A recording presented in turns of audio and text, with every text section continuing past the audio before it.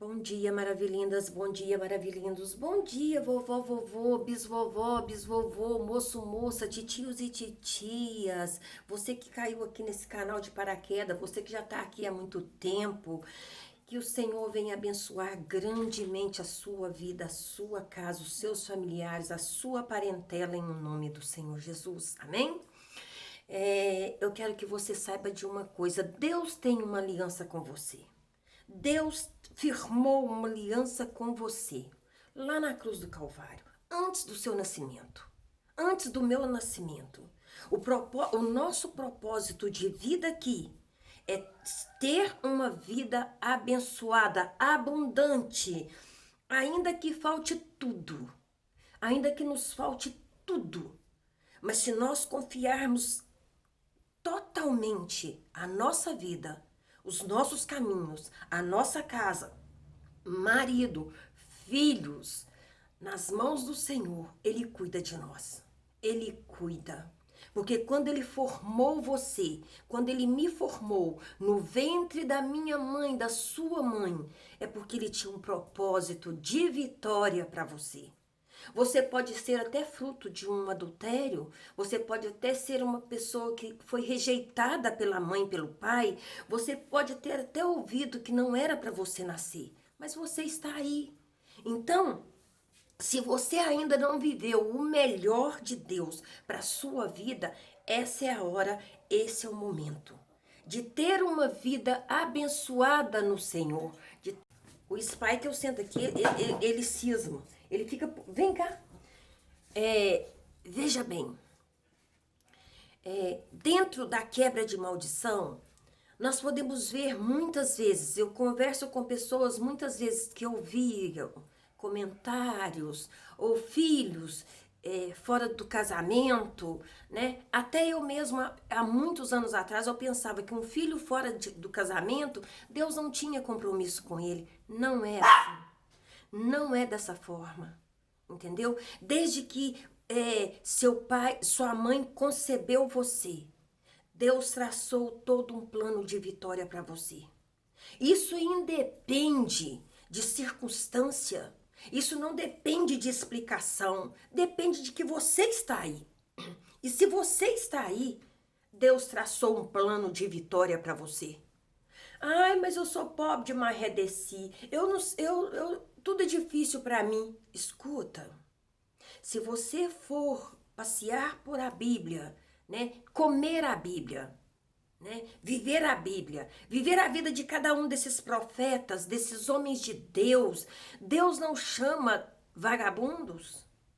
Deus, quando eu falo vagabundo, não é na questão de ser preguiçoso, não. Deus sempre, quando Deus chamou Pedro, ele era um pescador. E o Senhor falou que ensinaria a ele a ser pescadores de homens.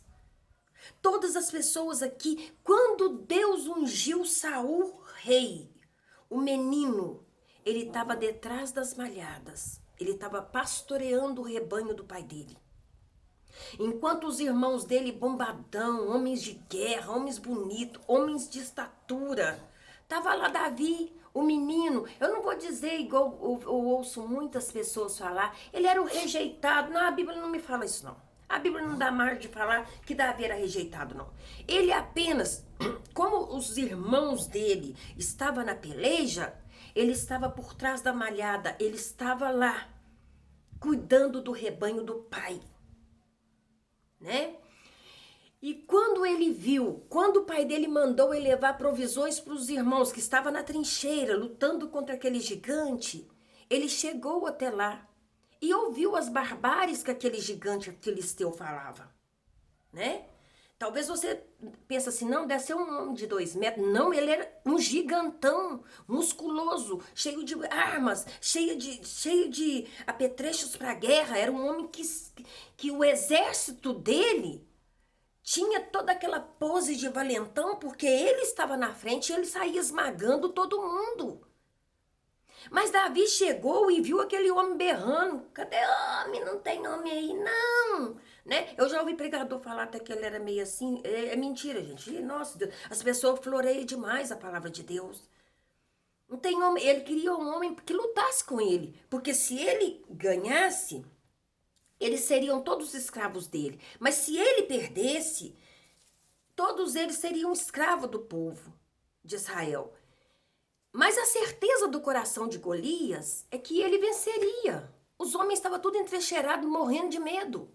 Ninguém saía para afrontar. O rei estava na sua recâmara, tranquilo e sereno, preocupado porque era difícil vencer aquele inimigo. Só que eles esqueceram, era um exército que conhecia o Deus vivo. Era um exército que sabia de Deus, mas que estava amedrontado. Foi preciso daquele menino sair por detrás das malhadas e levar provimentos para os seus irmãos. E viu aquele gigantão conversando asneira lá. Entendeu? Tanto é que ele fala, quem é esse incircunciso? Depois nós falaremos sobre circuncisão. Quem é esse circunciso que ousa bradar contra o nosso Deus, contra o exército do Deus vivo? O menino saiu lá do mato e ficou abismado de ver os homão, dentro daqueles homão de guerra, estavam os irmãos dele, permitindo que aquele gigante abrisse aquela bocona para afrontar o exército de Deus vivo. Você sabe o que é isso? Que quando o Senhor nos tira do nosso esconderijo, quando você resolve sair do seu esconderijo, quando você resolve quebrar as cadeias que te prende de uma vida sofrida, de uma vida de adultério, de prostituição, de uma vida lasciva, quando você resolve sair de tudo isso e se posicionar diante de Deus, Ele te recebe. O fulano pode não receber, a fulana também não. As pessoas podem não reconhecer, mas Deus reconhece você no meio de uma multidão. Ele reconhece. Lembra da mulher de fluxo de sangue? Quantos anos? Aquela mulher, a Bíblia fala que aquela mulher gastou tudo que ela tinha para curar aquela enfermidade. Era uma mulher considerada imunda, porque se no dia das menstruação das mulheres elas tinham que ficar separada, era uma mulher considerada imunda. Mas ela pensou, se eu apenas tocar na orla das suas vestes, eu ficarei curada. Ela não pensou, não, eu vou marcar um encontro com ele, eu vou conversar com ele, eu vou me lambuzar na saia dele, eu vou beber do suor dele, eu vou lambê-lo. Não. Né? Essas papagaiadas que a gente vê por aí, né? Não. Ela falou, se eu apenas tocar na orla das suas vestes, eu serei curada. O que nos falta muitas vezes é atitude. Gente, o que eu vejo de pessoas que se diziam de Deus, pagando o maior King Kong no Face, eu fico de bobeira. E não adianta vir criar caso comigo, não. Se tem uma coisa que eu faço é correr da briga. Da briga sim, não é de braço não, né? Quantas pessoas que outrora foi uma bênção. Ai, porque eu não achei certo o que o pastor falava. Escuta aqui, quando você aceitou Jesus pro pastor? Pra pastora? Que eu nem não acredito nesse negócio de pastora. Eu não acredito. Gente, depois que começou a levantar essas pastorzadas, não sei da onde aí, eu vasculhei minha Bíblia inteira. Eu prefiro ficar com a Bíblia. Eu não acredito em mulher pastora. Eu acredito sim que uma mulher pode pregar um bom sermão, ela pode ensinar, ela pode doutrinar. Pastora, me poupe. Me poupe. Entendeu? Mas, sabe, a Bíblia fala que nós mais velhas, né? Nós mais velhas, devemos ensinar as mais novas como deve agir. Eu não falo pra gente subir em cima do púlpito, ficar dando ordem pro marido dos outros, não. Não fala. Então, veja bem, quando na Bíblia tem mulheres maravilhosas, né? Porque a desculpa das tal pastora é que Esther, que Ruth, que não sei o quê, foi juíza, que não sei o quê, não sei o quê, não sei o quê. Bom, Tá, se você se esconde atrás dessas coisas tudo aí, eu acho que daria uma ótima pastora. Maria, mãe de Jesus, não? Não daria uma boa pastora? É nessa aberração que você fica aí, ó. Que você fica falando aí, ó. Tudo. Como é que é? Tudo com Jesus, nada sem Maria? É um troço assim. Deixa eu falar com vocês uma coisa mais uma vez.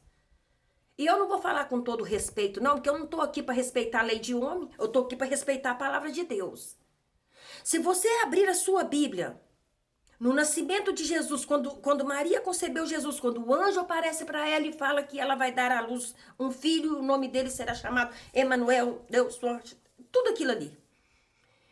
Você vai ver que o anjo apareceu para ela, uma mocinha virgem, foi escolhida santa, gente, é claro que é santa, eu não tô questionando a santidade dela, não. Não estou questionando, não. Porque eu acredito que na época de Maria tinha muitas outras moças, mas ela foi a moça que se achou mais pura diante de Deus para receber no seu ventre o Filho de Deus, que era Jesus, Filho de Deus feito homem. Então veja bem, o anjo apareceu para ela e falou com ela. Ela ficou quietinha, né? Ela já era desposada de José. Mas José ainda não conhecia ela, não havia dormido com ela. Entendeu? Naquela época existiam essas coisas aí. Mas quando o anjo falou com ela, o mesmo anjo que falou com ela, eu acredito que ela deve ter pensado. Uai, ele vai dar um jeito de falar com José. Não é assim? Vai dar um jeito. Já vi pregadores falando que ela começou a perder as formas, que ela começou a inchar o rosto, que ela começou a inchar a canela, não sei, a minha Bíblia não fala isso não, né? Você pode conjecturar, mas eu prefiro ficar mais assim. Só que José percebeu que tinha algo diferente e ele intentou abandoná-la, né? Porque aí ela não ficaria como uma pessoa perdida, porque ele não sabia, não tinha feito nada com ela. O anjo do Senhor apareceu para ele e disse para ele: não temas em tomar Maria como sua mulher, porque o fruto que ela carrega é do Espírito Santo. E vai ler a Bíblia, vai ler lá. Mateus, Lucas, João, vai ler lá. Marcos. Então veja bem. Quando o anjo falou, todas as vezes, daí para frente, as conversas não foi mais direcionada para Maria, foi direcionada para José. Entendeu? O menino nasceu, o menino cresceu, né? O menino cresceu. E agora o menino com 12 anos ensinava no templo. E agora o menino estava participando o primeiro milagre dele foi dentro de um casamento. Olha para você ver o quanto o seu casamento é importante para Deus. Foi num casamento quando Maria chegou perto dele, eles pediram para Maria: vai, peça lá, Jesus, o vinho acabou, sei o quê. O que Jesus falou para ela? Que tenho eu contigo? Não é chegada a minha hora? Então, ela voltou para aqueles homens e falou: fazei tudo o que ele mandar. Gente, só não presta atenção nessa palavra quem não quer. Só não presta atenção na palavra quem não quer. E ele mandou encher talhas e talhas e talhas de água. E como você sabe, o melhor vinho foi servido por último. E antigamente o melhor era primeiro e o inferior era depois, que a pessoa já estava com o corpo assim meio zambeta. Então, eles reconheceram que aquele vinho era especial e disseram: por que serviram depois o melhor? Por que deixaram para servir depois o melhor? Porque o melhor tinha vindo de Deus, da parte de Deus. Você é o melhor de Deus. Eu sou o melhor de Deus. Entendeu? Eu sou o melhor de Deus. Você é o melhor de Deus. Não tem demônio, não tem praga, não tem maldição que não possa ser revertida através do poder que há no nome de Jesus. Maldição existe. Hereditariedade de maldição é contínua. Se você não abrir a sua boca e repreender, sabe, eu ensino para os meus filhos. Porque a família do meu esposo, tirando a irmã dele, que é casada com um pastor e tudo, mas a família do meu esposo, os irmãos dele, a maioria dos irmãos dele, são pessoas. Dois é doido. Não é doido de pôr fogo na. É assim, dois tem problema mental. Os outros também têm. Um já morreu de tanto beber. Um dos que tem problema mental, eu vou contar a história para vocês ver o quanto que vale uma legalidade espiritual de um pai e de uma mãe na vida dos filhos. O meu cunhado Elias, aqui na minha cidade, vocês lembram que eu falei que tinha uma zona boêmia? Era lá que os homens faziam bobiça com a mulher. O meu sogro aceitou Jesus e foi ser um obreiro. Na Assembleia de Deus fala, eu não sei como que fala mais não, o Daniel que sabe mesmo não tá aqui. Ele dirigia cultos ele tinha igreja, né? A Assembleia manda pessoas para a igreja. E o meu sogro era um dirigente de uma dessas congregações. Daniel nasceu no Evangelho. Então, toda pessoa que mostra uma diferença dentro da igreja, vai ter pessoas que se levantam contra ela. Quantas pessoas se levantaram contra mim? Quantas pessoas que abriram a boca de seca pimenteiro para falar as coisas de mim, algumas verdades, outras mentiras? Entendeu? Porque as pessoas não suportam a autoridade que Deus te dá, não suportam a maneira que Deus te usa. Então elas começam a vir te minando. Assim aconteceu com meu sogro. E meu sogro ficou muito sentido, porque eu não caí na fé, não, por causa esses crentes de Araque. Não. Mas ele caiu. Porque o irmão estava falando que ele era preferido do pastor para fazer a obra, porque não sei o quê. Ele ficou todo esmilinguido. Caiu. Caiu na fé e foi beber pinga. Foi beber cachaça. Né? Nos últimos dias ele converteu, morreu salvo. Pegou carona nas orações do Daniel, na minha oração, e foi salvo. Então, gente, o que acontece? Esse homem que agora que conhecia a palavra de Deus e conhecia muito, porque você sabe que a Assembleia de Deus é uma das igrejas que tem uma escola dominical com substância. Né? Tem lá seus usos e costumes, mas tem um compromisso com a palavra tremendo. E meu sogro era dessa forma. Mas ficou todo esmilinguido, porque o irmão fulano falou, o irmão Beltrano falou, né? Agora estava desviado, pegou a filha dele, que chorava noite e dia e noite, foi levar para benzer. Aí a maldição começa a entrar aí. E se você é benzedor, fica caladinho, de Deus você não tenha nada. Aí outra coisa. O filho dele, o Elias, que já morou comigo, ele tinha uma voz para cantar. Eu nunca via cantando não, mas diz que ele tinha uma voz para cantar.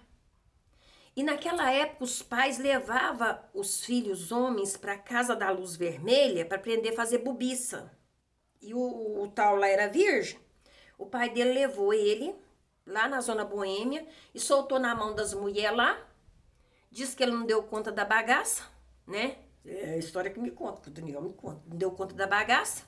O homem começou a masturbar dia, noite, dia, noite, dia. Ficou doido. É doido de pedra. Doido. Ele não é doido agressivo. Ele é assim, ele teve um retardo mental. Por quê? Por causa da imbecilidade do pai dele, né? A Vilma, Deus que me livre, é um amor de pessoa, mas ela fica perto de você, ela conversa 100 frases por segundo numa falação, numa coisa só, né? Ela mora com a minha cunhada. Ela nunca morou comigo, não. Foi o Isaías, agora não tem capacidade de olhar ninguém. Já morei com a minha sogra, minha sogra já morou comigo e tudo. Então, gente, esse homem que tinha uma bênção sobre ele, pega os filhos e leva o filho para a zona boêmia para ficar com mulher. O menino não deu conta. Ficaram todo mundo enchendo a paciência do menino. Eu acredito assim, porque eu nunca toquei esse assunto com Elias, não, mesmo porque tem uma mentalidade de menino de 8 anos hoje. Sabe? Ele tem uma mentalidade de criança.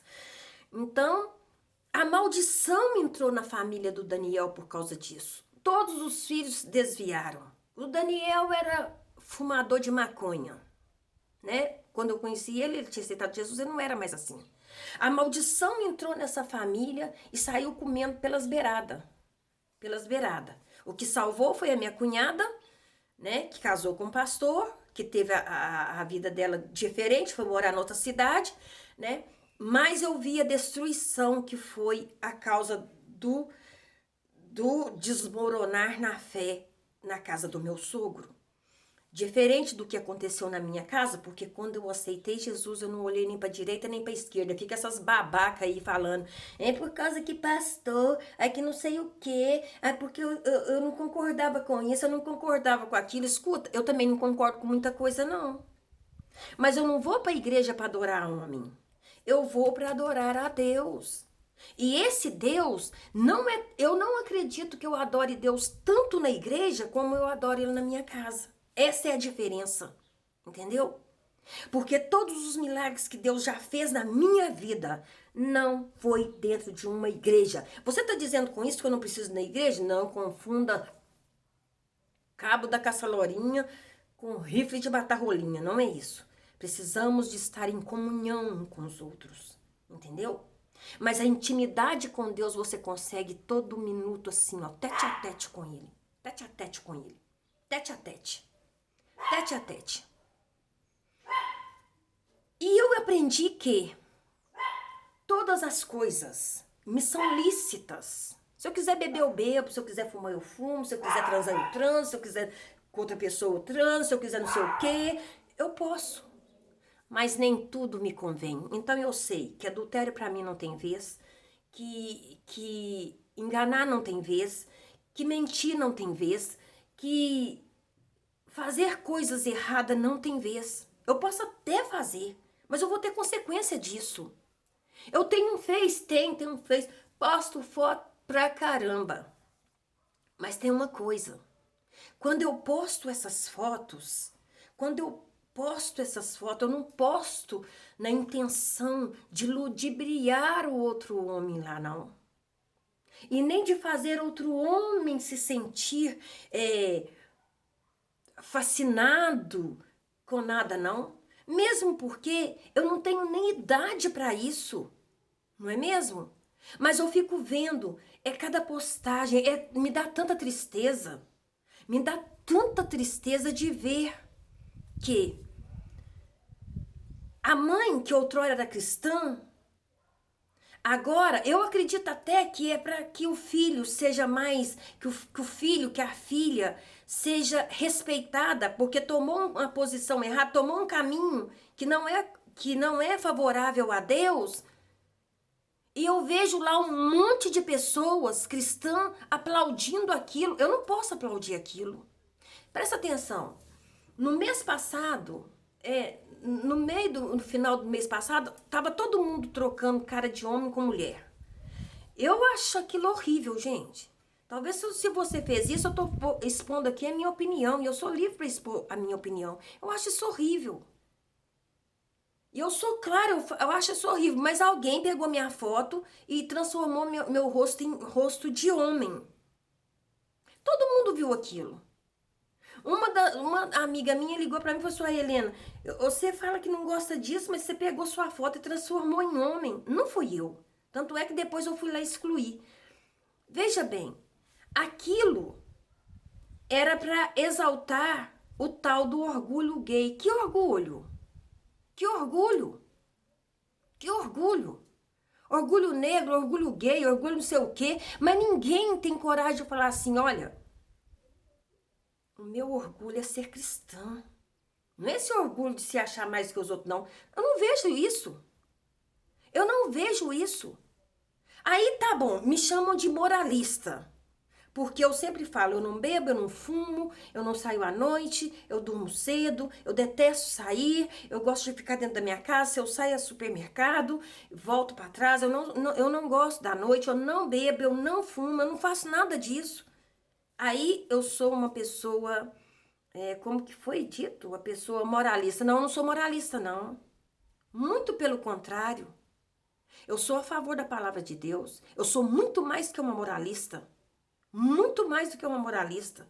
Porque aquilo que eu não quero para mim, aquilo que eu não quero para os meus filhos, eu não quero para o seu filho, eu não quero para sua filha, eu não quero para você. Eu quero que todos nós tenhamos o pleno conhecimento de que Jesus é o único caminho que leva aos céus. Vocês dizem aí que todos os caminhos levam a Deus. Não, só um caminho leva a Deus. Mas se você morrer, não importa que caminho você está, você vai chegar até Deus, porque é dele que vai vir a sentença. Entendeu? Todos os caminhos levam a Deus de forma alguma. Um caminho leva a Deus para morar com ele. O outro leva para o inferno. Isso é tão certo como o ar que eu respiro. Entendeu? Então, vai orando a Deus, pede a Deus para entrar na circunstância, peça a Deus perdão pelos seus familiares. Você já fez isso? Ah, mas ele já morreu. E daí? Senhor, eu te peço perdão pelos meus avós que serviram outros deuses achando que era Deus, que, ó Deus, queimaram vela, que fizeram sacrifícios de animais, que colocaram o nome de pessoas, que colocou os nossos nomes, o nome da descendência deles para servir esses demônios. É simples assim, gente. Nós devemos rasgar o nosso coração para Deus e deixar Deus fazer morada permanente. Talvez eu volte hoje ainda. Fique com Deus, lembrando-se. Neemias 8:10. A alegria do Senhor é a minha, a sua. É a nossa força. E operando Deus, qual vai ser o tolo que vai impedir? Até o próximo encontro.